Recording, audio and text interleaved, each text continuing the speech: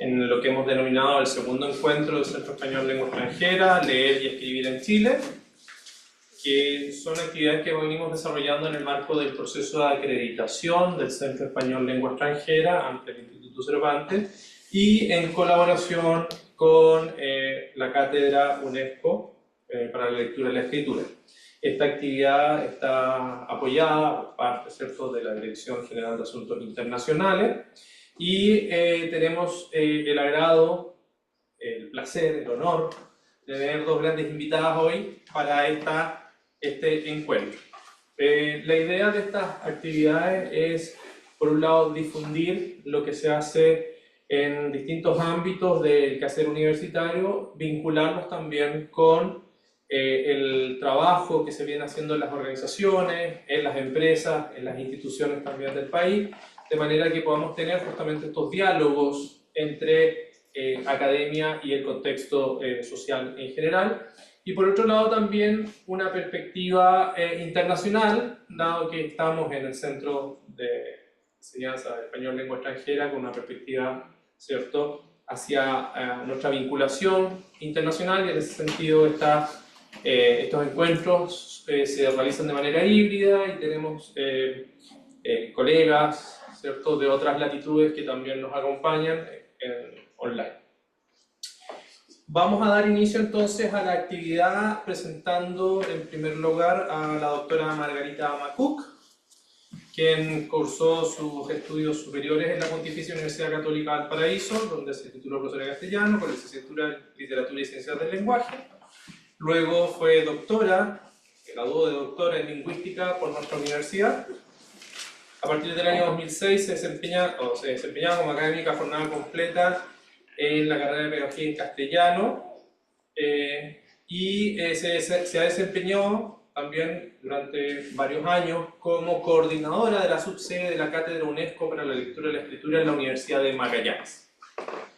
En los últimos años ha desarrollado dos importantes líneas de investigación, por un lado el área de la sociolingüística y también en el ámbito de la psicolingüística. Allí ha desarrollado publicaciones, proyectos, ¿cierto?, que tienen que ver con el ámbito del desarrollo lingüístico de las personas. También ella se ha desempeñado en su vida profesional en la Secretaría Regional Ministerial de Educación en la región de Magallanes y Antártica Chilena, y actualmente es la jefa de división de Educación General. Pero por sobre todas esas cosas es una gran amiga, una gran colaboradora y siempre ha estado ligada a nuestra casa de estudio, por lo cual se lo agradecemos. Acompaña a Margarita Macuc la doctora Carolina González, profesora de Castellano y Comunicación por la Pontificia Universidad Católica de Valparaíso y doctora en Didáctica de la Lengua y Literatura por la Universidad Autónoma de Barcelona. Actualmente es profesora jerarquizada del Instituto de Literatura y Ciencias del Lenguaje de la Pontificia Universidad Católica. Sus líneas de investigación son didáctica de la literatura, mediación de lectura literaria, prácticas lectoras de adolescentes, literatura infantil y juvenil y competencias investigativas en la formación inicial docente. También es una profesora que ha venido aportando nuevas visiones, nuevas formas de investigación al Instituto de Literatura y Ciencias del Lenguaje y ha aportado fuertemente en el ámbito de la didáctica y tiene un alto compromiso también con la Cátedra UNESCO y nos ha acompañado en distintas ocasiones a las diversas actividades que hemos organizado a nivel nacional. Así que en primer lugar le voy a dar la palabra a Margarita porque ella nos va a dar una visión de qué es leer y escribir Chile desde la perspectiva de la unidad en la cual se desempeñan actualmente. Y luego nos presentará Carolina su trabajo de investigación asociado al tema de hoy y luego tenemos un espacio para la conversación y la discusión. Muchas gracias. Hola, ¿cómo están? Caras conocidas, súper bonito eso, volver a encontrarse en estos espacios. Muchas gracias, René, por invitarme y también espero que el inicio de este segundo periodo del diplomado, ¿no? ¿Sí? ¿No es? Ah, perdón. No, está bien, no te preocupes. David sabe, va a meter las patas. Ya, lo digo entonces. Ya, dilo, por favor. Bueno, Quiero que haga Sí, vergüenza. una sorpresa que teníamos por más adelante, pero está bien. Margarita nos ha adelantado la Me sorpresa. muero, me muero. Sí, efectivamente, desde la Cátedra UNESCO, hace ya un año, hicimos un primer diplomado en alfabetización académica, leer, escribir en la universidad, y este año, bueno, justo hoy día, vaya, fue hoy día que ya nos autorizaron para poder empezar la difusión de la segunda versión del diplomado, y esta actividad entonces la vamos a dedicar a inaugurar esta primera jornada de difusión del diplomado. Así que, bueno, gracias por incluir. No quería contarlo, pero había que decirlo. No, felicitaciones, René. Yo creo que ese fue un gran trabajo, un gran inicio, y la participación de la cantidad de docentes fue increíble, fue masiva, fue el nivel que yo creo que había también de nuestros estudiantes, en los que yo también participé, era muy, muy bueno, y eso ayuda a hacer clases con ese nivel de estudiantes tan comprometido, con tanta injerencia y con tanto impacto también en sus comunidades educativas superiores. Yo creo que eso nos permitió tener un panorama de lo que está pasando en Chile en términos de lectura y escritura en las universidades. Bueno, eso, felicitar nuevamente al equipo de todos los colegas que participaron aquí, y también quería contarles ahora esta experiencia que estoy en la División de Educación General, que aborda la educación desde la enseñanza básica hasta la enseñanza secundaria. La división tiene un poco esa tarea de orientar pedagógicamente, técnicamente al sistema escolar en todas las escuelas y liceos del país, un científico humanista y técnico profesional. Y en el año 2022, en el marco del efecto de la pandemia, se planteó un plan de reactivación educativa, que posteriormente pasó a llamarse Política de Reactivación Educativa, y que en la actualidad ha pasado a formar parte de la División de Educación General. La División de Educación General, que yo coordino, tiene 4 áreas. Un área que es de convivencia, un área que es de aprendizajes para el siglo XXI, un área que es de mejora y acompañamiento a las escuelas y a los liceos, y un área de trayectoria educativa. Y entonces, este plan de reactivación fue muy importante porque abordó 3 elementos, 3 componentes, que fue el elemento cognitivo a través del fortalecimiento de dos componentes del currículum: lenguaje, matemática y ciencias, y priorizando esos 2 componentes, y también el área de la convivencia y salud mental. Y ambos componentes debieran teóricamente, y este es un poco el supuesto, de que pueden incidir en la revinculación o en la permanencia de los estudiantes, es decir, garantizar las trayectorias. Bueno, para los que somos profesores de lenguaje sabemos que es así. Esa área es muy potente en términos de evitar que los chicos, los niños deserten. Como sabemos, quinto y segundo medio son periodos bastante críticos. Entonces se hizo este plan de reactivación para fortalecer la lectura, la escritura y la comunicación. Por eso se llama LEC para aprender. Lectura, escritura y comunicación. Yo creo que ustedes alguna vez han escuchado hablar de este plan de reactivación, por más que se le hace propaganda a las cosas, a veces no, todos lo saben, pero parece que sí, ya lo sabía. Avanzo con él. A ver.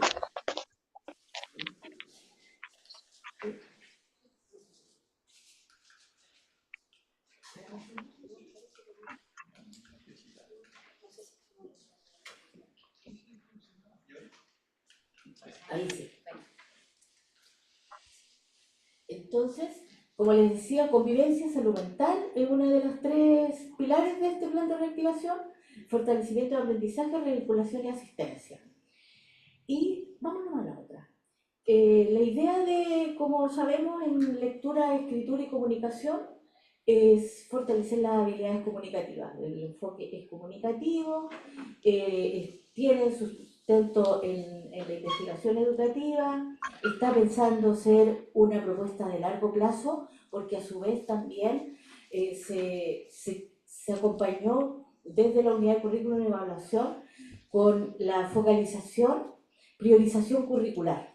Es decir, que tratar de focalizarse en estas áreas cognitivas, de desarrollo cognitivo como el lenguaje, matemática y ciencia, para tratar de que el currículum de alguna manera no se viera tan invadido de tanta, controlar un poquito el asignaturismo, en un momento en que el déficit de resultados de aprendizaje era bastante grande en Chile y en todo el mundo. Entonces había que hacer esta propuesta. Bueno, también se basa en prácticas esenciales que orientan la enseñanza, se identificaron una serie de prácticas. También está coherente con las recomendaciones del Consejo de Reactivación Educativa, se creó un Consejo de Reactivación donde hay una cantidad importante de académicos, figuras importantes del mundo educativo, que fueron evaluando el desarrollo de este plan de reactivación. Y se despliega en todo el sistema educativo, entregando apoyo formativo y recursos pedagógicos. Una de las áreas, es decir, el objetivo es motivar, comprometer con la lectura, la escritura y la oralidad, un objetivo de motivación hacia los estudiantes. En la enseñanza inicial, promover el desarrollo del código escrito y también de la decodificación, que estaba también bastante deteriorada. Como sabemos, los niños que no entraron a primero básico, por lo tanto pasaron 2 años prácticamente en la casa, no tuvieron la oportunidad de aprender los niveles básicos de la lectura y los más bien fonológicos, y también se persiguió durante este plan de reactivación de aprendizaje que el aprendizaje fuera mediado por la lectura y la escritura. Es decir, que se pudiera transversalizar en todo el currículum y que las experiencias de aprendizaje tuvieran el enfoque de que son experiencias de lectura y de escritura. Esa un poco fue la orientación que se dio.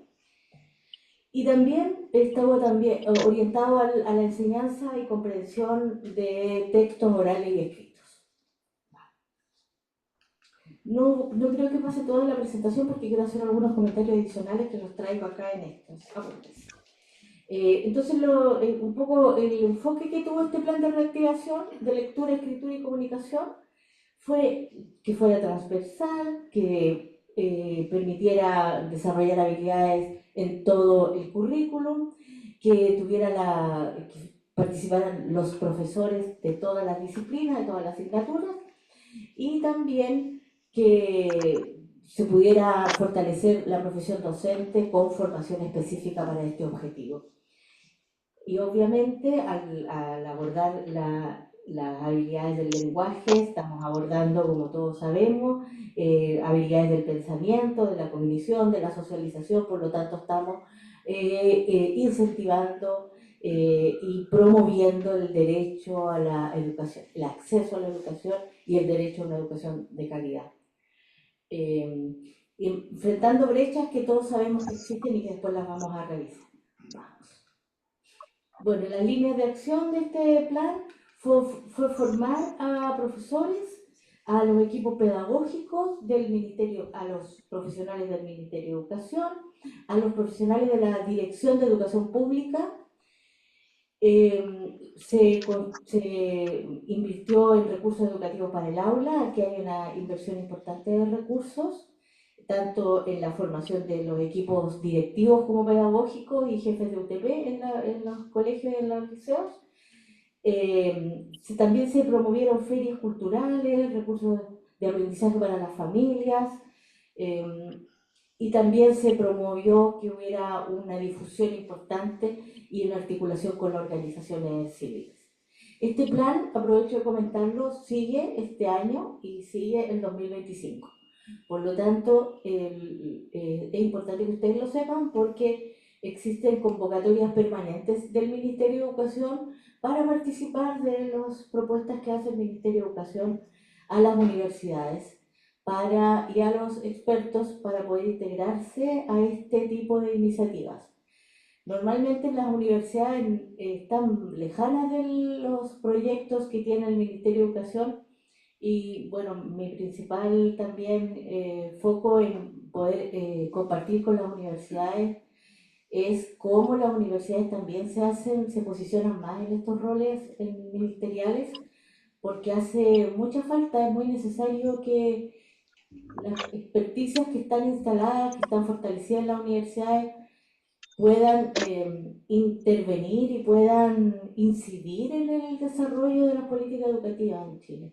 Yo creo que igual eso hay que ponerle mucho ojo, porque de lo contrario, en muchas oportunidades ya lo hemos visto, bueno, yo estoy acá con Jorge, mi jefe de gabinete, y a veces nos pasa que la gente no postula.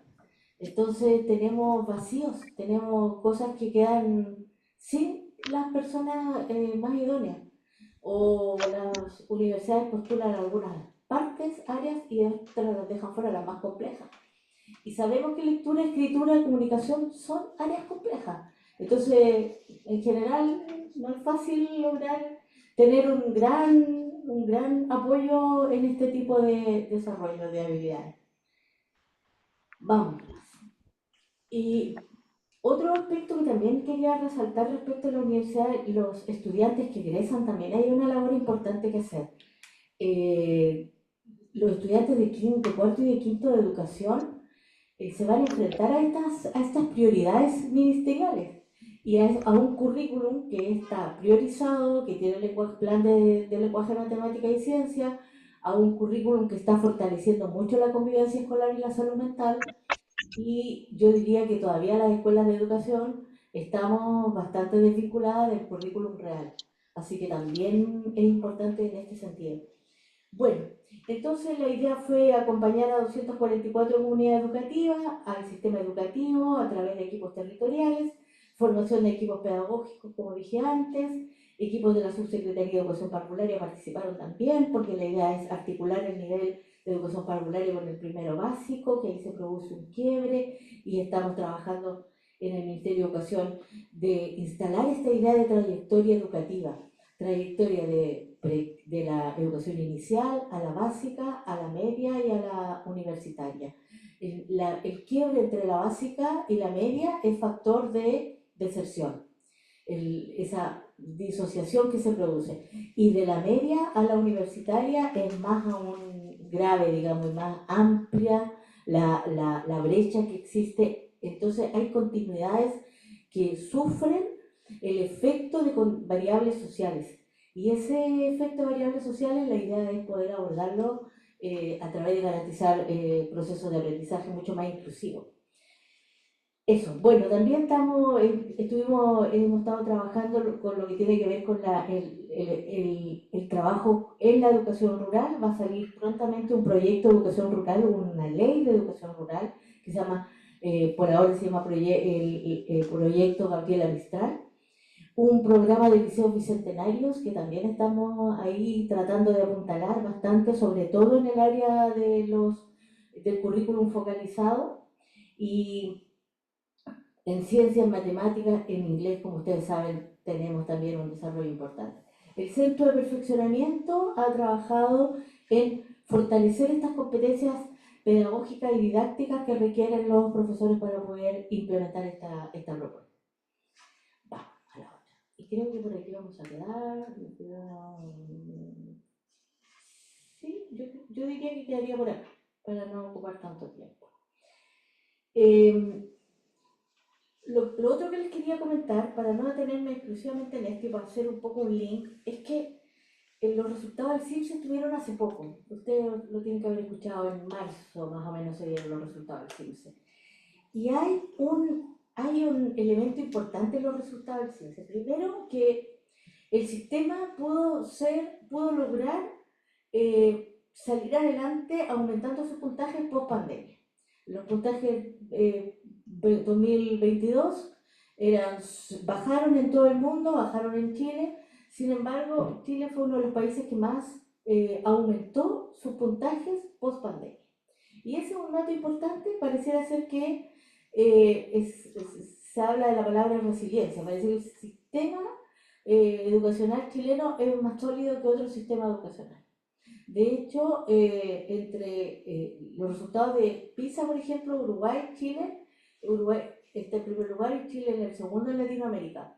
Entonces esto también nos está indicando que hay algunos elementos del sistema educacional chileno que son bastante valorados por Latinoamérica. Yo estuve en un encuentro de ministros de educación en febrero y llamaba la atención que todos los ministros de educación de Latinoamérica y del Caribe destacaran tanto la calidad del sistema educacional chileno, porque nosotros tendemos a verlo terriblemente mal.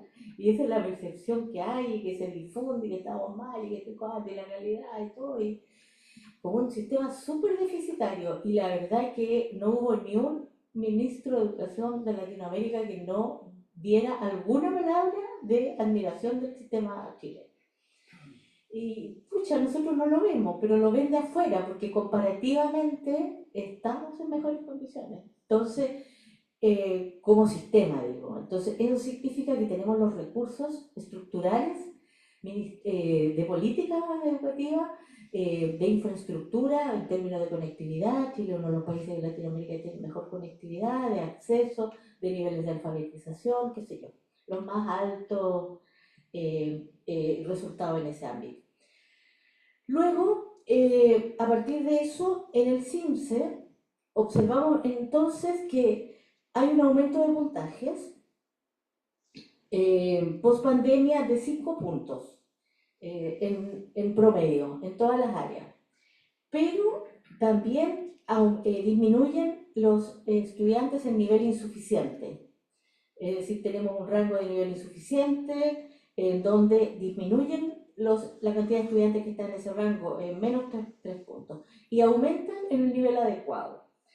Por otra parte, las niñas aumentan en un 4 puntos y los varones aumentan en 7 puntos en promedio en relación al año 2022.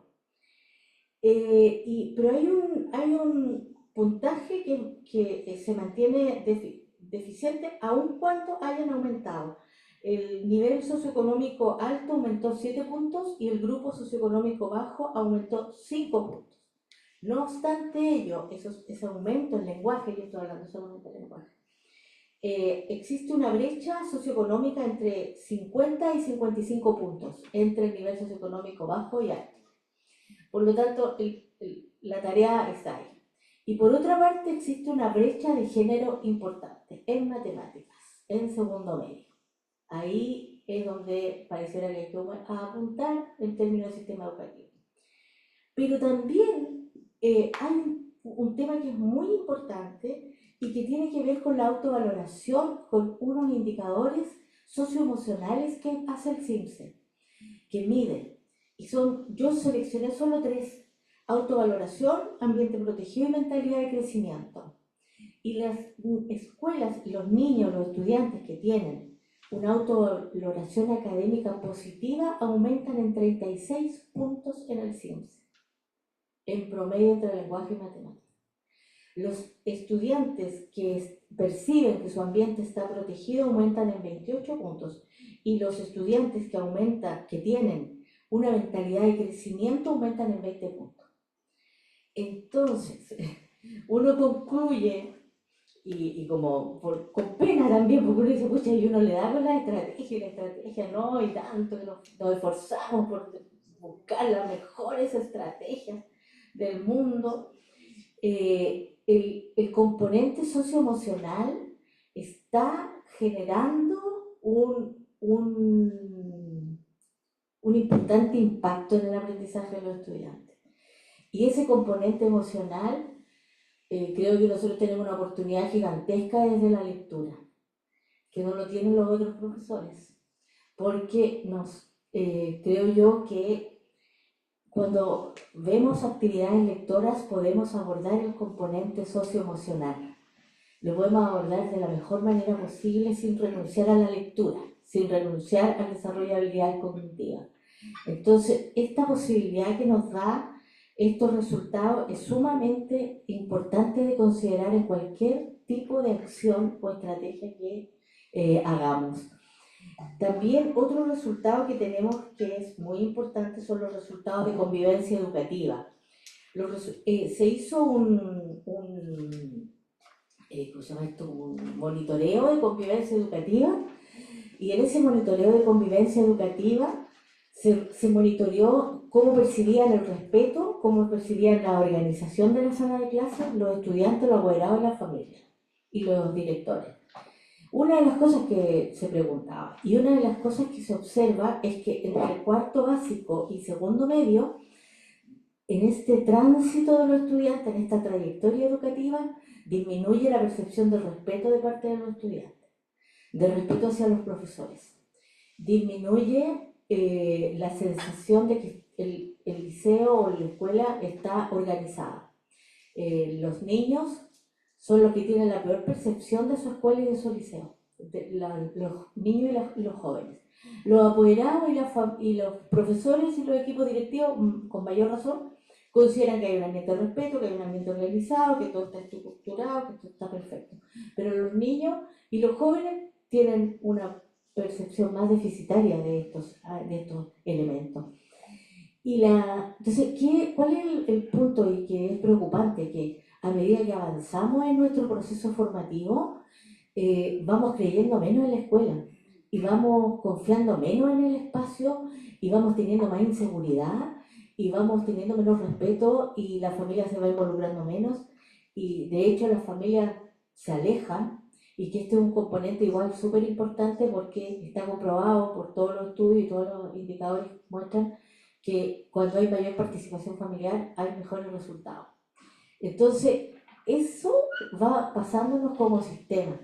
Y yo creo que estamos en condiciones de abordar esas problemáticas en términos de proyectivos. Y porque tenemos estos datos que son muy importantes, tenemos estas variables, estos resultados. Y hay un problema también asociado al género que tiene que ver con que en cuarto básico las niñas se sienten seguras, las niñas tienen autoconfianza en sus capacidades, pero en segundo medio ese porcentaje disminuye. Y además disminuye una inseguridad enorme frente a las evaluaciones. En general, las niñas, las mujeres, perciben mucho temor frente a evaluación, también a diferencia de los varones. Entonces, todo eso inseguriza y todo eso hace que haya peores resultados en lenguaje matemático. Son los temas que nos estaban preocupando a nosotros. Bueno, este trabajo no lo hace solo el Ministerio, se ha hecho con la unidad de currículum y evaluación, con el centro de perfeccionamiento, con universidades, con centros de investigación.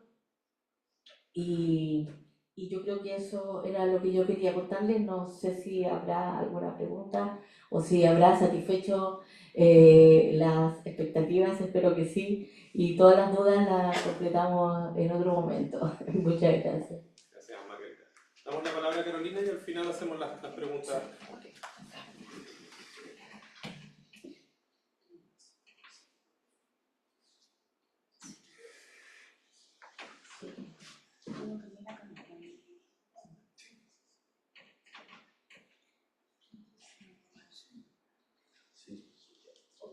Hola, buenas tardes.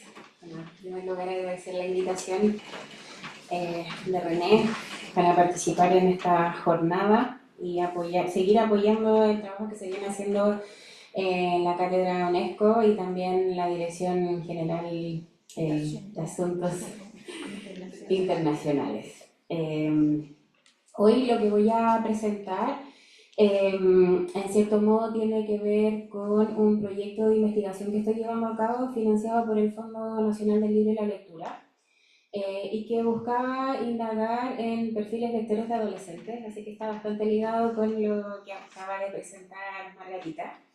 Yo soy profesora de castellano, de formación inicial, y especialista en didáctica de la literatura.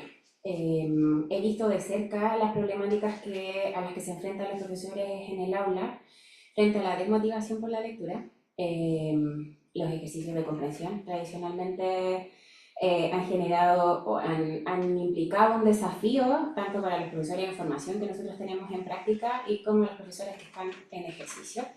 Pero hay un punto relevante y que es el que me, digamos, convoca en esta oportunidad y tiene que ver con las lecturas adolescentes. Hay una creencia arraigada desde una visión bastante adultocéntrica que los adolescentes no leen nada.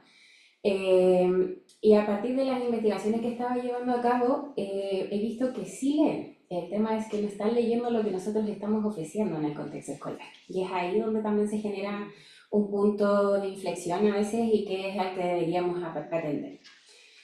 ¿Cómo vamos a formar lectores? Desde mi perspectiva y el marco teórico con el que trabajo desde la educación literaria, tenemos el triángulo virtuoso de la mediación, en el que confluyen tres conceptos y que remiten obviamente a distintas funciones. Los mediadores, en el centro, están los lectores y por otro lado los textos. Ahora incorporé textos en distintos formatos.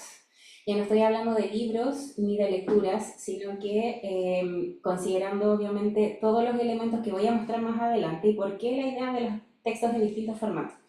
Los estudiantes, los adolescentes, los niños y niñas también están leyendo en la red, están leyendo imágenes, están leyendo memes, están leyendo anime, están descifrando imágenes y también están trabajando con códigos visuales, auditivos, audiovisuales, que nosotros a veces no alcanzamos a abordar. Y a raíz de algo que mencionó Margarita también, en el concepto de mediador, yo trabajo también mucho la figura del profesor como mediador de lectura.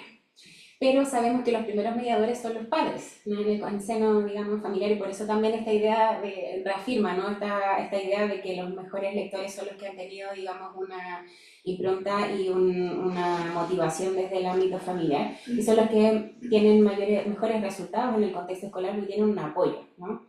Lo ideal sería tener un plan lector de centro, y no me refiero al plan lector de la asignatura de lenguaje, sino que un plan lector en el que convoque tanto a los estudiantes, a los docentes, a los padres apoderados, a las familias, a los directivos, que tomasen decisiones, ¿no? Y que de esta manera se podría trabajar este triángulo de mediación en el contexto escolar. Creo que eso es importante tenerlo en consideración como punto de partida, ¿no? Desde ahí, digamos, inicié este trabajo. He ido transitando por todos estos núcleos. Inicialmente partí con la figura del profesor de lenguaje como mediador de lectura, y eso me llevó también a identificar algunos aspectos referidos a cómo esto incide, el rol del mediador en la formación de lectores. Ahora estoy en esta parte de los lectores en formación, los adolescentes, pero que igualmente se vincula con las lecturas que están llevando a cabo. ¿Qué les estamos ofreciendo? Bueno, una de las preguntas que guió el estudio que voy a presentar de manera sintética hoy, tiene como pregunta inicial ¿qué y cómo están leyendo los adolescentes? Hay un marco teórico bastante amplio que yo organicé en relación a los intereses lectores de los adolescentes, las prácticas de lectura y la motivación por la lectura. Este último punto, el de la motivación con la lectura, tiene relación con generar generar un vínculo, ¿no? que tiene que ver con lo socioemocional también, que los estudiantes tengan una actitud positiva frente a la lectura. Al momento de entrar a una sala de clases, y lo digo con conocimiento de causa porque soy tutora de práctica y voy a observar clases, cuando los estudiantes se enfrentan a una lectura hay cierta desidia. No hay, digamos, un interés genuino y no hay una motivación intrínseca por la lectura, pero eso también está vinculado a que las lecturas que se les están ofreciendo no están en línea con los intereses lectores de los adolescentes. No hay a veces una preocupación directa por consultar a los estudiantes cuáles son los temas de interés, en qué están, ¿no? ¿Qué están leyendo? Y no digo con esto que sea necesario partir solamente o trabajar solamente o darles a leer solamente cosas que a ellos les interesan, pero sí es un punto de partida y por eso también este trabajo para poder indagar en qué están, cuál es nuestro piso, ¿no? Cuál sería la base y a partir de eso hacerlos transitar hacia el desarrollo de itinerarios lectores que se vayan complejizando y que permitan que ellos desarrollen habilidades de comprensión lectora, de interpretación y de construcción de sentido finalmente, que si lo que esperamos es que ellos logren interpretar texto. Y en relación a las prácticas de lectura, yo les mencionaba esto de que ellos están leyendo en red. Hay ciertas, digamos, comunidades a las que nosotros tampoco tenemos acceso y yo no he llegado, digamos, a esa parte aún, pero está Wattpad, que los chicos están escribiendo y leyendo en la web, y es un elemento que creo que es necesario considerar, porque si, tomando una cita de Delia Lerner, ella señala que si nosotros como maestros queremos que nuestros estudiantes lean, deberíamos replicar las prácticas que se llevan a cabo de manera vernácula en el aula. Y una de estas prácticas es efectivamente la escritura y lectura en red. Llevar estos textos al aula, consultar también, o a partir de esta idea de los intereses o los temas que son tópicos a lo mejor genéricos para ellos, pero que podrían tener un impacto porque finalmente contribuirían a esta idea de la motivación por la lectura. En relación al estudio, el objetivo, digamos, de esta propuesta en particular, porque era un trabajo más grande, es caracterizar las prácticas de lectura de adolescentes de educación secundaria de la región de Valparaíso. Tomé datos en las comunas de Valparaíso y Viña del Mar, en 5 establecimientos particulares subvencionados, y a un total de 205 estudiantes fueron, digamos, encuestados, de estudiantes de primer año, de edades entre los 14 y 15 años aproximadamente. Y para ello elaboré un cuestionario sobre intereses y hábitos lectores que estaba conformado por 30 preguntas, tanto Likert como abiertas. Para la elaboración de este cuestionario yo hice una revisión de distintos instrumentos que ya estaban validados y en cierto modo consideré aspectos que tenían que ver con su faceta lectora, sus prácticas de lectura vernácula y también una dimensión que intentaba indagar sobre lo que se está haciendo en el contexto escolar. A raíz de lo que les mencionaba anteriormente, ¿no? Que muchas veces se genera esa barrera en que los estudiantes no quieren leer, pero era para conocer lo que se les estaba ofreciendo. En este último punto, hay un avance, en cierto modo, en ofrecer lecturas que no están tan cercanas al canon, pero aún así lo que predomina es el canon. Y el problema es la mediación de lectura. Yo soy partidaria que los estudiantes tienen que conocer el canon, no podemos quitarle el derecho a conocer el capital cultural, el acceso, digamos, a una historia y una tradición literaria, pero sí es necesario este trabajo de la mediación lectora. Por eso también, digamos, insisto bastante en el rol que el docente tiene para poder hacer esos acercamientos y ofrecer las ayudas que sean pertinentes para que los estudiantes puedan acceder finalmente a esos textos. Nuestra realidad. Aquí tengo una fotografía en realidad de la pregunta 2. Con relación a la lectura, ¿te consideras lector habitual, lector regular, lector ocasional y no lector? Hay un predominio bastante amplio en relación a la autopercepción como lectores ocasionales. Y aquí quiero hacer un alcance, porque mientras estaba aplicando el cuestionario, los estudiantes me decían, profesora, ¿los mangas cuentan? Profesora, claro, están pensando en libros, ¿no? O sea, la obra literaria es la que cuenta, pero yo incorporé dentro de las alternativas luego el manga como uno de los géneros que ellos estaban leyendo. Los cómics, yo leo mucho cómics, pero no leo libros enteros. No sé, decía, bueno, también es un tipo de lectura. Entonces también, ¿cuál es la noción de lectura y de texto que se está promoviendo en el contexto escolar para que los estudiantes tengan esa autopercepción? Por eso tomé este meme, que creo que representa un poco el pensamiento de los estudiantes a raíz de lo que yo escuchaba mientras aplicaba el cuestionario. Nos dicen todo el tiempo que debemos leer más. Leemos películas, anime, fotografías, manga, revistas, novelas gráficas, videojuegos, memes y hasta la etiqueta del champú. Bueno, este lo tomé del blog de...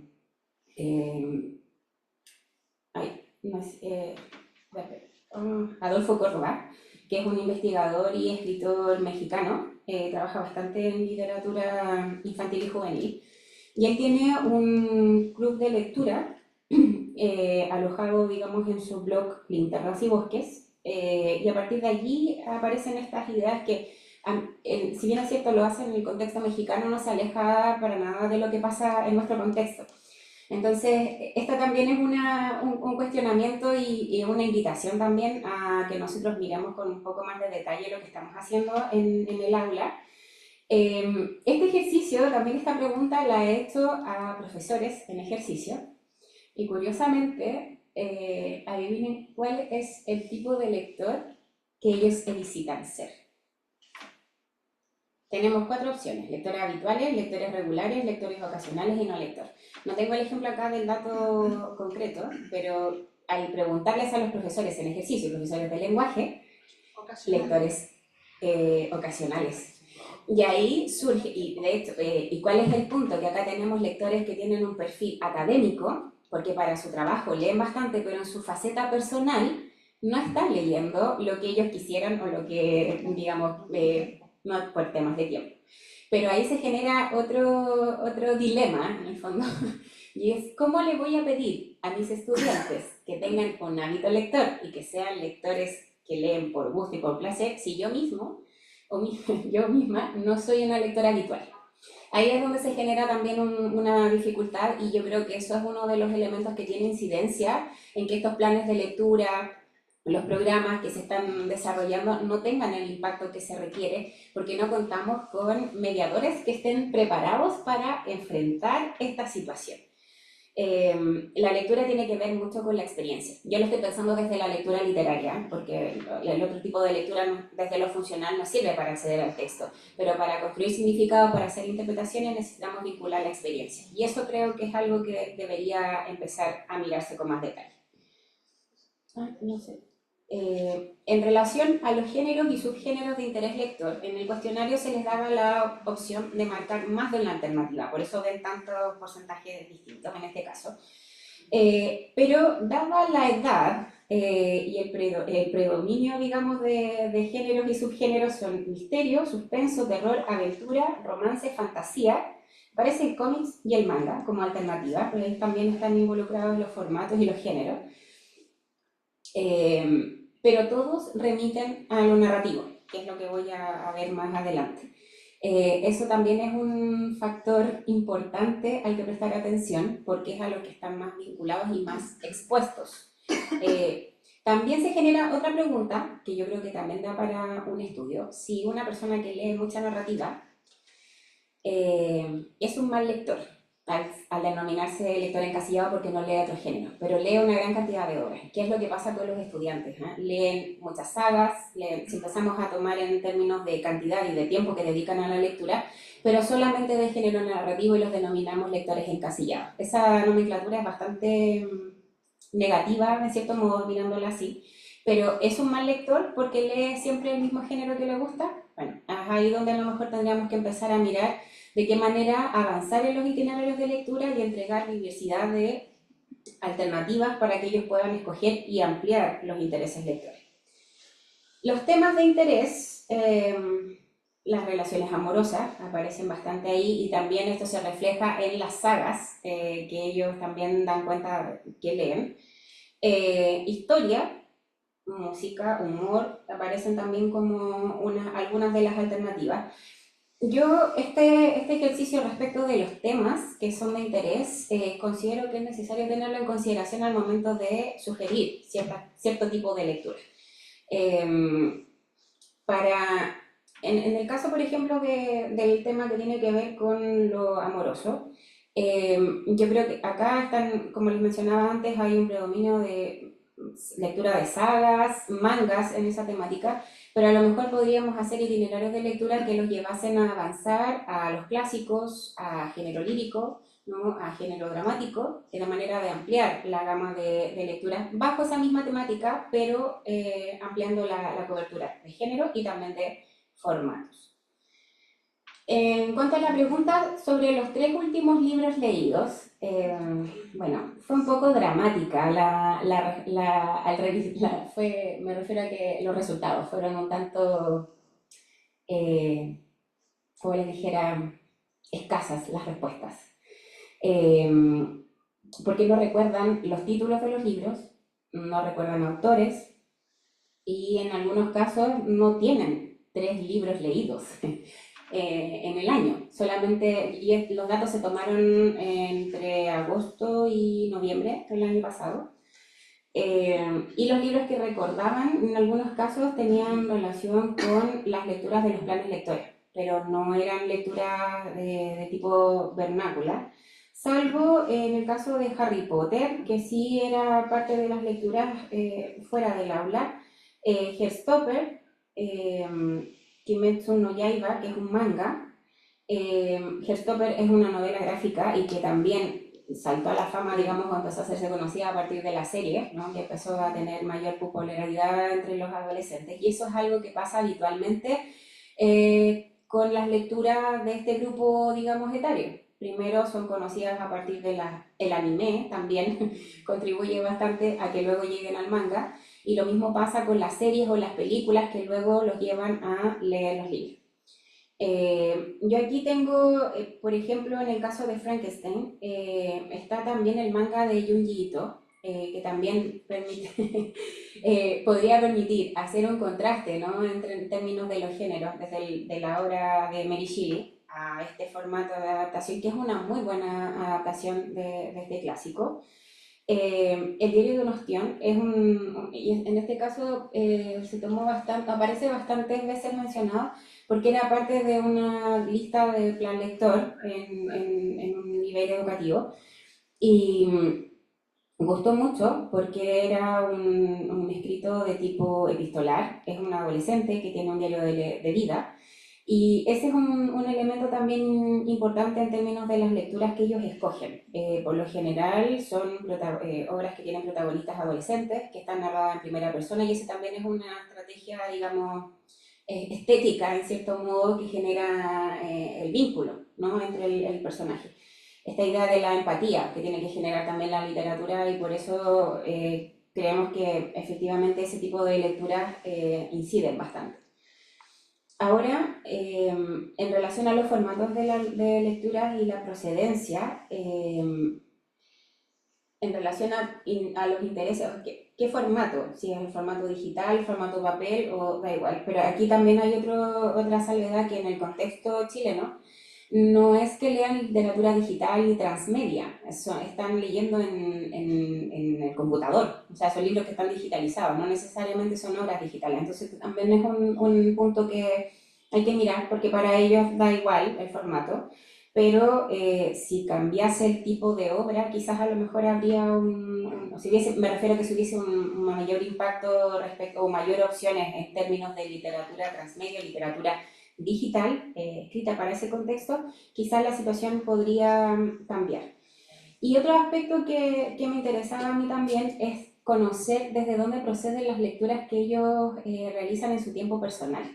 Yo creo que uno de los aspectos importantes también para fomentar el hábito lector y el gusto por la lectura tiene que ver con que los estudiantes se puedan hacer de su propia biblioteca, de que puedan tener sus propios libros, porque eso va a permitir también que generen este vínculo, ¿no? Y también que visiten espacios como las bibliotecas, porque ahí también hay otro nudo crítico, y es que los estudiantes no van a las bibliotecas públicas, también por tema geográfico en otro país tampoco hay muchas alternativas, y tampoco en el contexto escolar se hace un trabajo, como les dijera, articulado entre el CRA, el Centro de Recursos de Aprendizaje, o la biblioteca. Tampoco hay muchas bibliotecas de aula, por lo tanto ese espacio yo creo que es necesario también explorarlo. En Chile es una caja negra el tema de la biblioteca, y creo que hay mucho ahí que se podría trabajar. Bueno, a partir, digamos, de estos resultados, yo creo que digamos, de los aspectos importantes o que deberíamos cuestionar, y ya voy a ir avanzando un poco más rápido para no tomar tanto tiempo, tiene relación con esta pregunta: ¿cómo podemos contribuir a que sus lecturas se diversifiquen? De cierta manera, nosotros como adultos mediadores somos los que hacemos las presentaciones entre los niños, adolescentes y los libros. Por lo tanto, podríamos educar el gusto y contribuir a que haya un progreso lector, del que habla Teresa Colomer. Ella propone 7 líneas de avance. En mi caso, me quiero centrar en el corpus que nosotros estamos ofreciendo. Anteriormente, por temas de, digamos, para no tener conflictos de derechos de autor de imágenes, esa que está allí soy yo, en un espacio en la imagen, estoy leyendo con estudiantes de octavo básico para un día del libro, en donde les presenté un libro álbum, formato que ellos no conocían. Yo trabajo bastante con este tipo de texto. De hecho, el que tengo ahí es Voces en el Parque de Anthony Brown, que es un clásico contemporáneo de literatura infantil y juvenil y que se presta mucho para el trabajo de análisis literario y de interpretaciones, que trabaja bastante bien el tema de la perspectiva. Y además permite trabajar la discusión literaria, que es una de las estrategias, pensando en la que decía Margarita, la idea de buscar estrategias, ¿no? El hecho de darles espacio para que ellos hablen de lo que les parecen las lecturas, yo creo que también es un punto relevante al momento de motivar la lectura. Bueno, en relación a la idea del progreso lector, yo creo que una de las tareas a las que debemos abocarnos es a ampliar el corpus de lectura que vamos a ofrecer. Estas fotografías también son mías, son obras con las que yo trabajo habitualmente y son las que yo llevo al contexto de aula o a las, digamos, charlas que he ido a hacer a colegio. Y también trabajo bastante literatura infantil y juvenil, en las clases llevo libros para que los estudiantes, futuros profesores tengan la oportunidad o la opción de poder conocer otro tipo de lecturas. La narrativa gráfica tiene un gran impacto y un potencial bastante amplio y por eso decía que era tan importante también pensar en esta idea de los itinerarios de lectura progresivos. Porque la idea es presentarles obras que generen un desafío lector a los estudiantes. Muchas veces empezamos a nivelar hacia abajo, pero yo creo que el trabajo con este tipo de obras, por ejemplo el libro álbum, puede facilitar empezar a complejizar las lecturas que ellos están haciendo. Por otro lado, también ofrecer distintas formas de disfrute del lector. En una ocasión, para otro proyecto, una futura profesora de lenguaje me decía, yo no leo teatro, pero lo consumo. Voy a ver obras de teatro. También es una alternativa que a lo mejor podríamos considerar. A partir de otro estudio que llevé a cabo con profesores en ejercicio, identifiqué prácticas de mediación de lectura literaria que podrían contribuir a trabajar esta idea de la motivación, por ejemplo, las instancias de lectura, las contextualizaciones, entregarles orientaciones y claves para que ellos puedan interpretar las lecturas, en cierto modo citando un poco a esta idea de Carlos Esquiar, de que la lectura es una doble invitación. Por un lado invitamos a leer y por otro lado invitamos a conversar de las lecturas. Y a través de las contextualizaciones les podemos entregar claves para que ellos puedan elaborar sus interpretaciones. Por otro lado, también las lecturas compartidas, y no solo la lectura en voz alta, sino que socializar la lectura que yo hago del texto, que un profesor pueda comentar qué impresiones tiene del texto y darle el espacio para que ellos también puedan expresar qué les ha parecido la lectura, qué elementos les gustaron, qué elementos no, qué les llamó la atención. Y eso cuesta bastante, o ha sido una tarea ardua para poder incorporarla en el ámbito escolar, porque no salimos de la prueba. Y dar espacio para la discusión literaria bastante limitado, pensando en la idea de la oralidad, que también es un espacio que se podría, digamos, aprovechar. En relación a las instancias de escritura, vinculadas a la lectura literaria, predominan la elaboración de fichas de lectura, pero podríamos avanzar, por ejemplo, a la elaboración de bitácoras de lectura, a carnet lectores, por ejemplo, pasaportes literarios también que los estudiantes podrían tener para que fuesen registrando sus lecturas, porque eso también es otro aspecto que veo deficitario. Los estudiantes leen 5 a 6 obras de plan lector en promedio, dependiendo también del centro educativo, al año. Pero al término de año o al año siguiente se les pregunta cuáles fueron las obras que leyeron y no recuerdan nada, porque no hay un registro. Entonces, por eso digo que también es importante el tema, no solo las fichas de lectura, sino que tener una bitácora en donde ellos puedan ir registrando lo que van leyendo. Y por otro lado están las instancias de mediación cultural, las visitas a las bibliotecas, las charlas de autor, y aquí siempre comento muy brevemente una anécdota de un exalumno que me parece que hizo un conversatorio, o sea, él era lector de una historieta en Instagram y leyó o llevó en pandemia un fragmento para leerlo con sus estudiantes. y le comentó al autor de la historieta que estaba leyendo su trabajo con sus estudiantes en clase. Y al autor le gustó mucho la idea y fue a la clase, se conectó, digamos, a una sesión. Claro, ahí se generó también otro vínculo, porque los estudiantes también tienen la posibilidad de preguntarle, de comentar la obra con quien la escribió. Muchas veces también hay una distancia allí y que se puede acortar. Y por otro lado, el tema del teatro, que yo creo que es algo que deberíamos empezar a incorporar. Y finalmente, otra, digamos, de las ideas que me ha gustado bastante y que estoy pensando en empezar a implementar con más fuerza en los programas de formación inicial docente, tiene que ver con las constelaciones literarias. Yo creo que aquí hay un trabajo interesantísimo que es necesario explorar y ver de qué manera nosotros podemos implementar en el contexto de aula, que es la propuesta de Guadalupe Llover, de la Junta de Andalucía, del año 2009, pero ella plantea la noción, ¿no? Porque este ejemplo es de otra, digamos, otro texto, pero plantea esta idea de establecer rutas o itinerarios de lectura a modo de constelaciones, estableciendo vínculos, ya sean temáticos, por temas, tipos de personajes, por ejemplo. Y hace un tiempo les comentaba en el caso de Shrek y el vínculo con el Quijote. Bueno, tenemos ahí dos parejas, ¿no? que podríamos establecer vínculos y estamos vinculando un clásico con algo que puede ser mucho más actual y más conocido por los estudiantes. A partir de las figuras de héroes y heroínas, podemos trabajar con películas, podemos trabajar con canciones y también con obras literarias, generando todo este aparataje de manera que los estudiantes puedan hacer vínculos, incluso hay hasta un videojuego vinculado allí hacia la figura de la heroína, ¿no?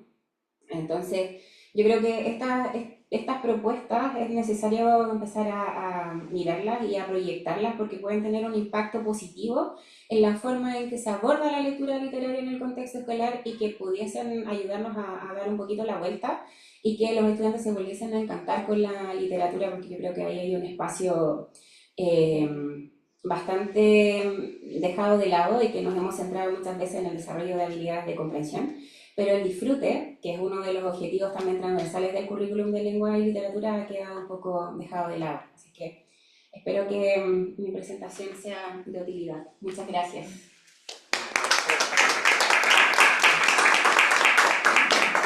Agradecemos a Carolina y a Margarita por sus presentaciones. Vamos a dar un espacio entonces para preguntas.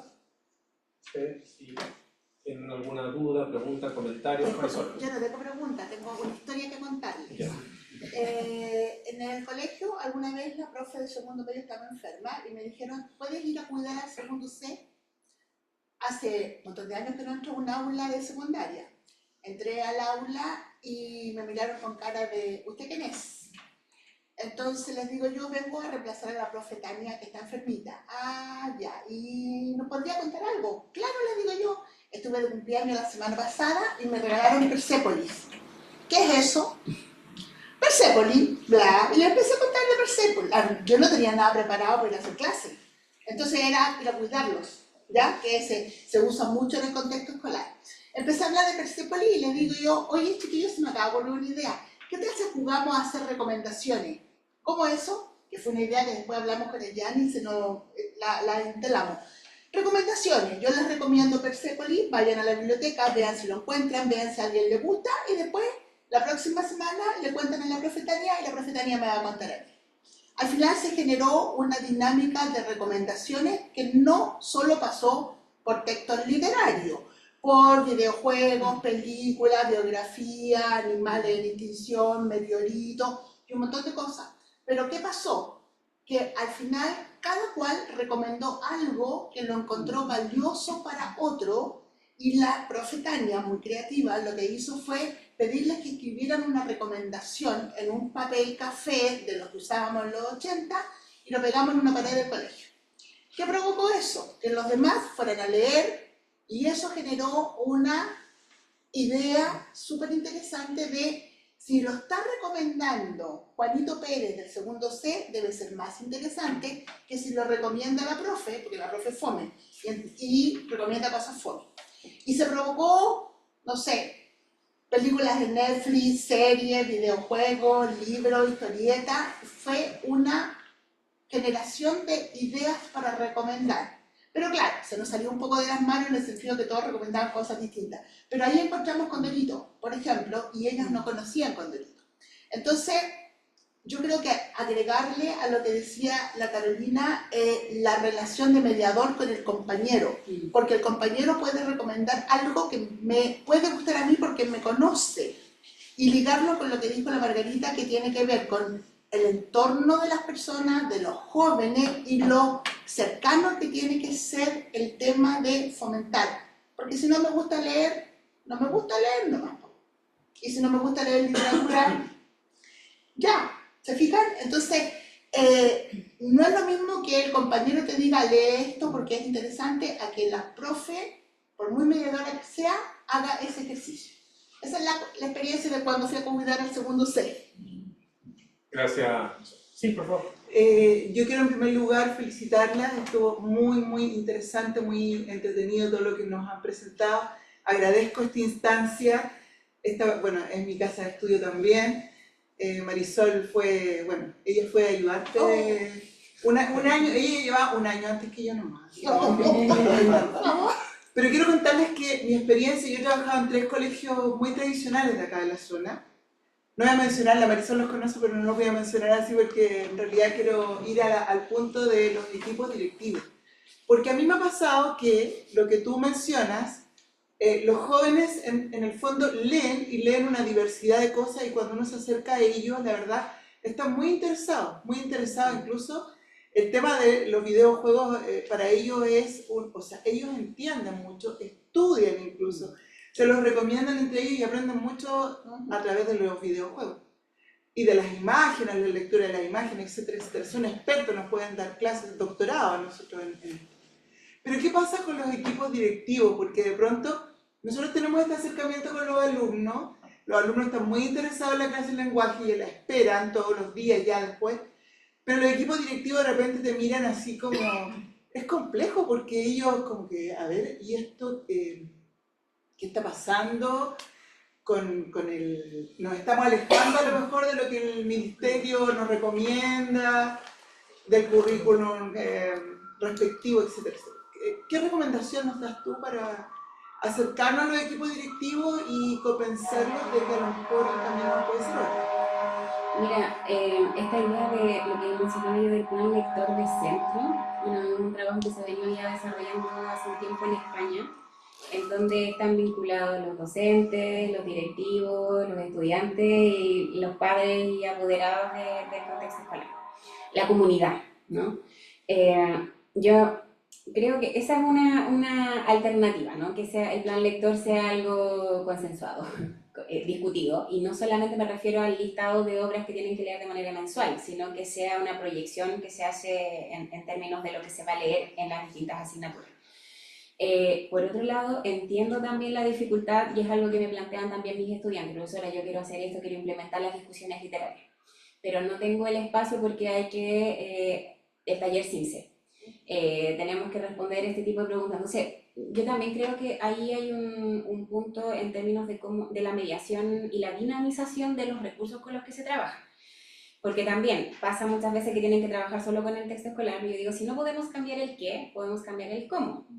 Dejarle tanto, no sé, hace unos días también veía una clase, dejarles tanto tiempo para que desarrollen una guía. Yo decía, ¿por qué no leemos en conjunto? Primero que lean entre ellos, luego lee la docente o el profesor, las preguntas también que las vamos desarrollando y se genera esta instancia de los momentos de la lectura, de la discusión. Yo creo que eso también es un punto.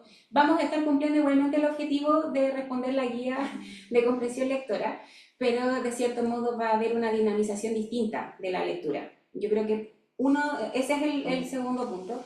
Y el tercero, a raíz de lo que decía Marisol también, considerando la literatura, el gusto por la lectura se contagia. Yo parto las clases de didáctica de la literatura con una lectura. Parto el primer día de clases compartiendo una lectura que a mí me gusta. Un texto que yo escogí y pensé que a mis estudiantes a lo mejor les podría gustar. Y luego ellos van recomendando lecturas. Entonces, la clase de lengua y literatura, de hecho lo dice el currículum, es una clase donde se debería leer literatura. Un fragmento pequeño e incorporar esta práctica de manera diaria y luego intentar avanzar a las otras asignaturas, pero sabemos que siempre es lengua y literatura la que lleva, digamos, la responsabilidad. Esa sería, es algo muy breve, ¿eh? Pero se incorpora ya como una práctica y puede generar también esta idea de la motivación a la lectura y de generar vínculos.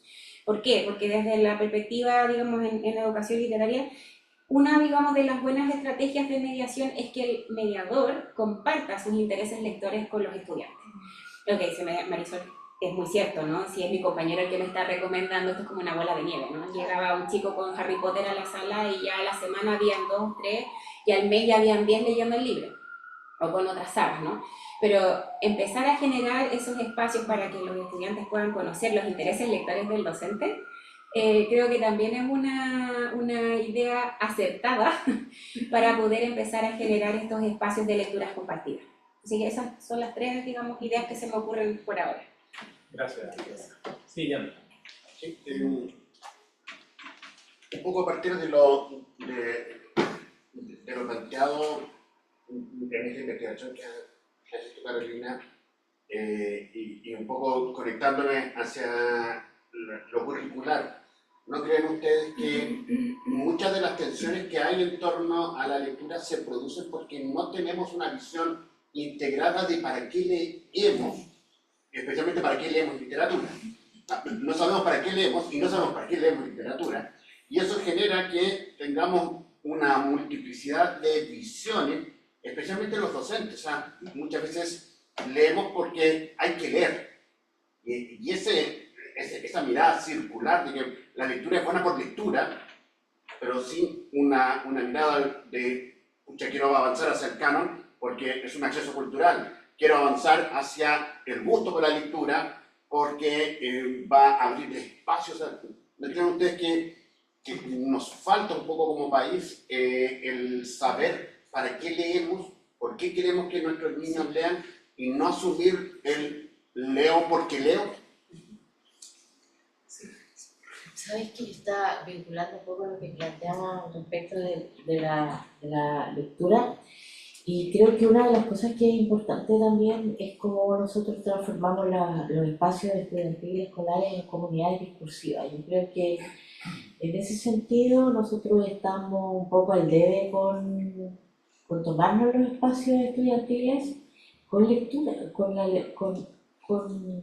acciones de lectura, porque no es lo mismo leer en solitario que realizar acciones de lectura, intervenciones de lectura. Yo creo que eso es súper importante.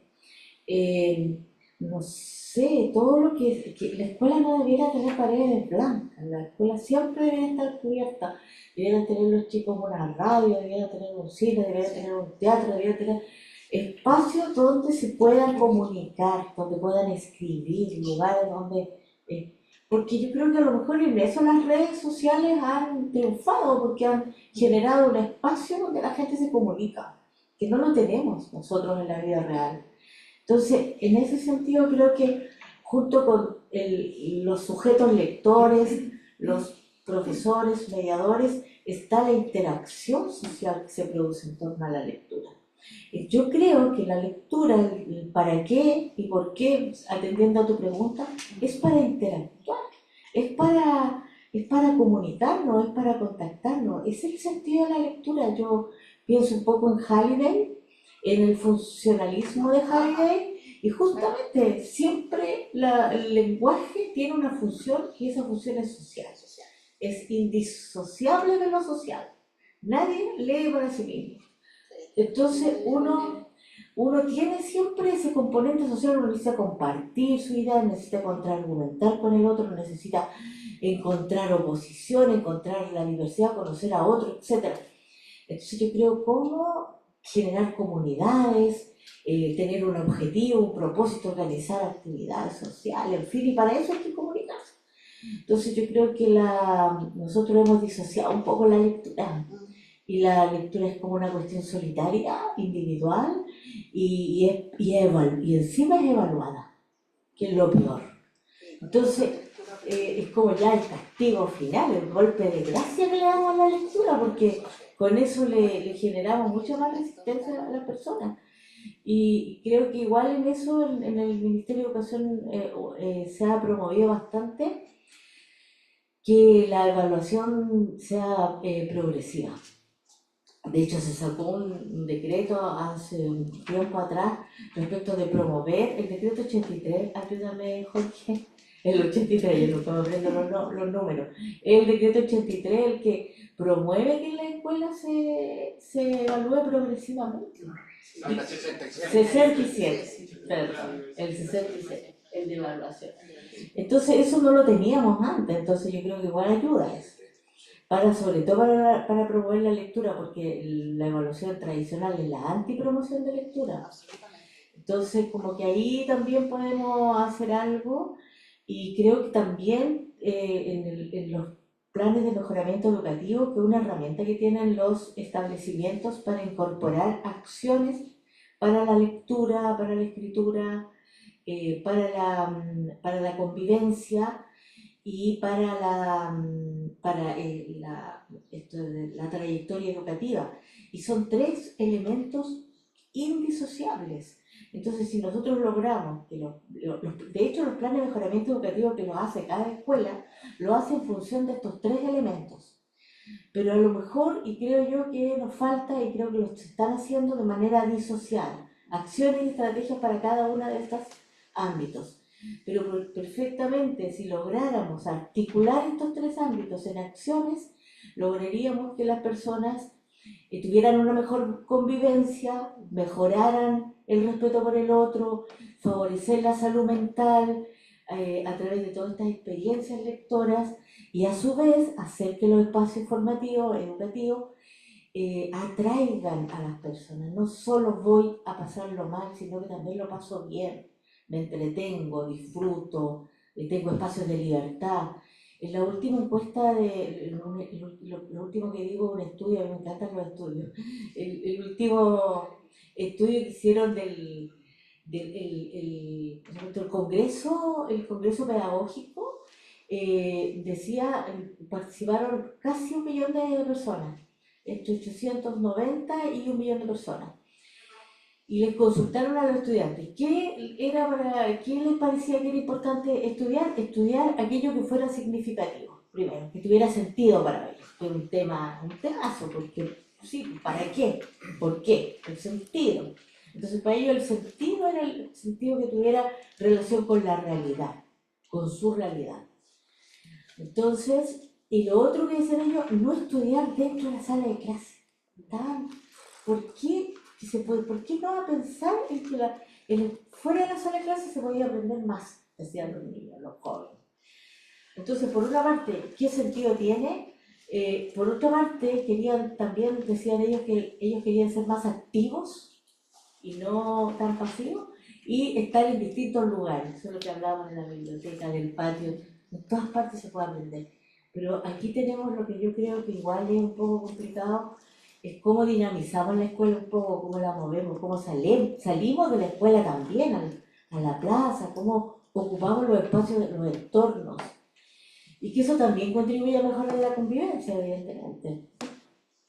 Así que yo creo que hay como un paradigma que se está poquito a poquito instalando en términos de ir derribando estos mitos, estos temores, de que si los estudiantes no están sentados en la sala de clase no están aprendiendo, o que si no están ordenados y callados tampoco están aprendiendo, todas estas cosas así, como que pienso que estamos en un proceso de cambio, de transición, y en ese sentido quiero relevar la importancia de la política de convivencia escolar, porque justamente lo que hace es cómo instalamos nuevas experiencias, nuevas formas de relacionarnos. Y en eso, de nuevas formas de relacionarnos, los profesores tenemos harto que aprender, porque igual se nos pasa la mano o de autoritarismo o de dejar hacer, entonces como que estamos ahí en esa disyuntiva. Eso, yo quería comentar también que me parece que es interesante retomando, recuperando. Yo les quería preguntar también, a propósito de lo mismo, que tengo hartos estudios que se han hecho, hartas investigaciones, y para compartirlas con ustedes, porque yo estoy seguro que les van a servir mucho, mucho. sus prácticas, sus investigaciones, para su experiencia, para comentarlas con los estudiantes en las clases. qué sé yo. Así que todo lo que tengo, puedo tener un lugar donde compartir. Bien. Sí, una última pregunta para que se hable. Sí, estamos todos casi con ganas de descansar un poquito. Estamos cansados. Sí, pero está gratificante también escucharla y también saber de esta investigación, de estos estudios, porque yo trabajo en biblioteca, soy bibliotecólogo, hace 30 años. Entonces me hizo mucho sentido también muchos de los elementos que aparecieron acá en la exposición. De hecho, la biblioteca desde pandemia también fuertemente está pensando y repensando qué hacer para justamente desarrollar más este hábito lector y con distintas estrategias, distintos autores que hemos ido revisando. Y ahora, por ejemplo, en una de las áreas de la universidad, también están preocupados porque los alumnos, sobre todo de primer año, llegan con problemas, digamos, de comprensión lectora.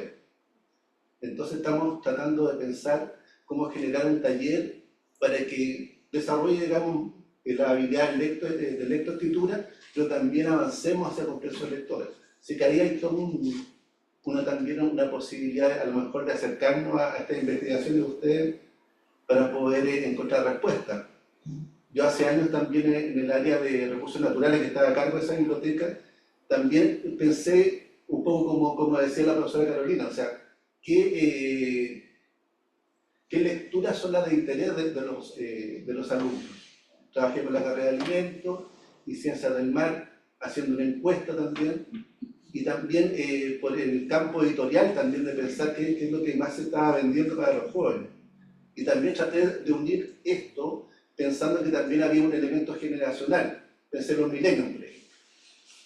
¿Qué características desde el paradigma generacional versus tal vez un tipo, digamos, de segmento, relacionar todos estos elementos para saber qué estaban leyendo y se estaban leyendo, porque también, digamos, los estudios y la teoría hablaban de que en Chile no se estaba leyendo y por otro lado estaban leyendo porque no estaban entendiendo.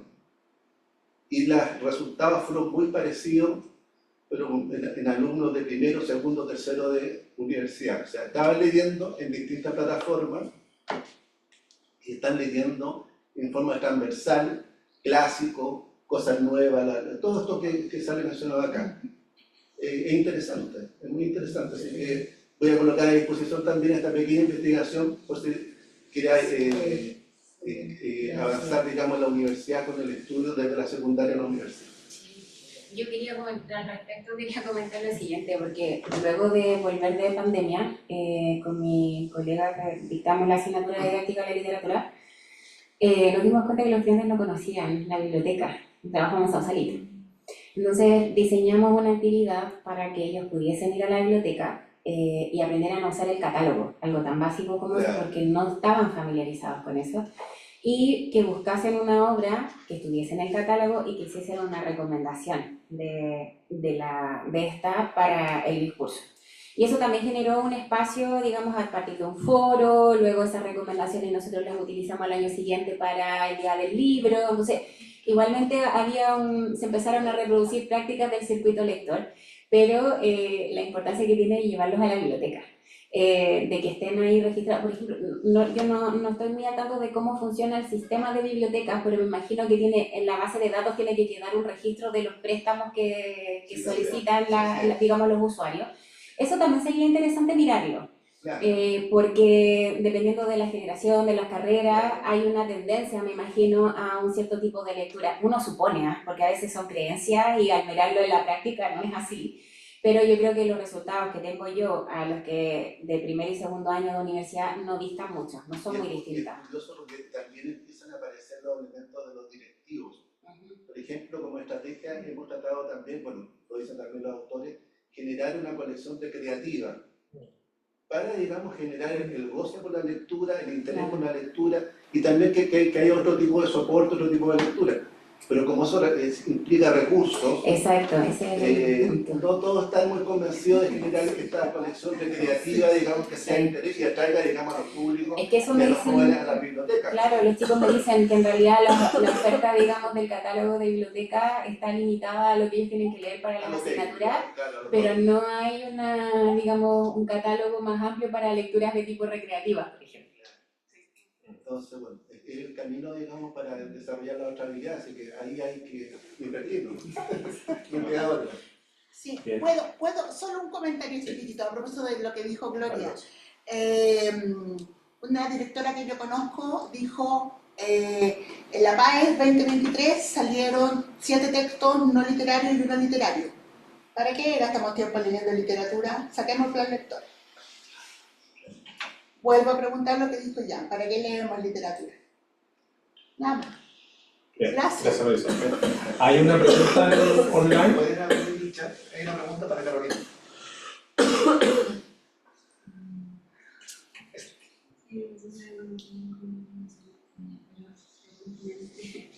Carolina Medina. En el ámbito académico, creo que se da problematizar su categoría de la relación exclusivamente con las lecturas de plan de desarrollo y no con lecturas que nos ayudan a mejorar sus prácticas. Más que una pregunta, fue un comentario. Desde el trabajo con Carolina estábamos viendo justamente eso, y efectivamente hay una disociación que era lo que comentaba antes, ¿no? O sea, en su espacio personal no se consideran lectores, pero para el ámbito académico sí leen bastante. Y tiene que ver también con la demanda, ¿no? Laboral, lo que implica, pues tienen que leer las obras del plan lector, tener un corpus de lectura para recomendar, pero de igual forma creo que es necesario que el profesor tenga esta faceta lectora personal desarrollada, porque no siempre vamos a estar atendiendo a las recomendaciones que vienen sugeridas por el marco curricular o las del plan lector. O sea, si queremos trabajar con nuestros estudiantes y generar vínculos, es necesario que yo tenga un aparataje lector amplio, y diverso. O sea, a mí de repente me miran extraño y me digo, hay que leer manga, acercarse a ese tipo de lectura, conocerla. O sea, no voy a ser a lo mejor una lectora asidua, pero al menos tener ciertas nociones. Novelas gráficas, por ejemplo, como mencionaba Marisol, Persepolis, Maus, obras que están generando mucho interés en los adolescentes. Por eso decía que era importante también tener esa posibilidad o ese espacio para poder revisar esas lecturas, de manera que tener una diversidad amplia. Y retomando un poco, y quería comentar algo respecto a lo que decía Jan, ¿para qué leemos? Yo creo que también hay un punto aquí importante, y es lo que estamos entendiendo por lectura y lectura literaria. La noción de lectura es un constructo que tiene múltiples dimensiones, desde una perspectiva funcional, social, cultural, pero la lectura literaria, y a mí me gusta con el apellido, ¿no? Tiene otro propósito. Y la idea, en cierto modo, es generar el gusto por la lectura, y también esta idea pensando en términos dialécticos, ¿no? Desde que yo me vinculo y me involucro con la lectura y luego me distancio para poder hacer estas interpretaciones. Y retomando esta idea de la necesidad del diálogo, yo creo que, por ejemplo, no sé, que doy algo que menciono siempre en mis clases: hacer un control de lectura de Tengo miedo torero de Pedro Lemebel es matar el libro. O sea, preguntas de alternativa, ahí nosotros lo que tenemos que hacer es generar una discusión. Y se teme muchas veces a dar ese paso, a dar espacio para que los estudiantes comenten qué pasa con sus lecturas. Porque finalmente, y tomo la idea de Carolina Cuesta, de construir sentidos y discutir sentidos. Para poder interpretar, yo necesito conocer lo que otros dicen o lo que ellos entienden de las lecturas, y eso tiene que ver también con la socialización, pero ese espacio todavía no está del todo instalado. En tercero y cuarto medio, con el currículum nuevo, viene diálogo, diálogo, diálogo, pero no está del todo asentado en la experiencia lectora. Se está abordando desde el efecto estético, pero desde el concepto de qué es el efecto estético, no de lo que me genera a mí la lectura, ¿no? Yo creo que ese también es un punto a revisar, y que en algún momento también participé en estas mesas consultivas del Mineduc, y señalaban que no se trabajaba que el efecto estético se trabajaba de esa manera porque desde la otra perspectiva, desde mi visión como lectora, no se sabía cómo evaluarla. No había, y ese era el punto de por qué se había llegado a trabajar el efecto estético desde un concepto teórico, pero no desde la experiencia literaria. Me decía, pero una de las vías es la discusión literaria. tenemos el decreto de evaluación formativa progresiva y formativa con el decreto 67, que eso también nos permitiría avanzar. Pero creo que es una conversación que nos debemos a nivel país, a nivel de universidades y a nivel de colegio. O sea, la discusión es amplia y es necesario que los estamentos dialoguen. Por eso digo, en algún momento agradecí que se me invitara a revisar, digamos, esa perspectiva, porque claro, es algo que está faltando. Y es necesario unas visiones, somos varios los que estamos trabajando en didáctica de la literatura y tenemos una visión similar respecto de las cosas, pero hacer esa decisión también a veces es bueno. Pionero acá. Agradecemos, pero eternamente, a Carolina y a Margarita por habernos presentado sus trabajos, por habernos contado el contexto en el cual se están desempeñando. Y evidentemente, como bien dicen, ¿no? Tenemos por un lado un reconocimiento internacional, Chile como un país con un sistema educativo que puede ser ejemplificador para otras latitudes, pero por otro lado tenemos brechas que tenemos que cubrir, brechas socioeconómicas, brechas de género, brechas de estrategias de lectura, brechas de cómo acercamos, ¿cierto?, a nuestros estudiantes a la lectura en general. No hemos abordado fuertemente la escritura, pero que también es una parte de este proceso, no se pueden concebir separadamente. Y en ese sentido, claro, ver cómo nosotros también abordamos la lectura no solo literaria, también la literaria, y cómo somos también fuente de ejemplo, ¿no?, para los demás, aunque tengamos poco tiempo. Aunque tengamos poco tiempo también podemos siempre estar comentando y recomendando. Yo creo que esa es una fantástica idea en general. Esto de lo que a mí me gusta posiblemente también le gusta al resto. Así que agradezco enormemente. Aprovecho entonces de convocarlos, invitarlos, que ustedes inviten a quienes puedan estar interesados en el diplomado, que vamos a empezar a difundir a partir de mañana mismo, y que toda esta información la vamos a colgar en la página web de la Cátedra UNESCO, www.catedraunescolees.cl, y bueno, los correos también se los vamos a pedir a Margarita y a Carolina para ponerlos ahí en la difusión por si es que esto a ustedes también les interesa. Muchas gracias por venir, por estar hasta esta hora y por acompañarnos en todas las actividades que hacemos de Cátedra UNESCO y de la Dirección General de Asuntos Internacionales. Muchas gracias.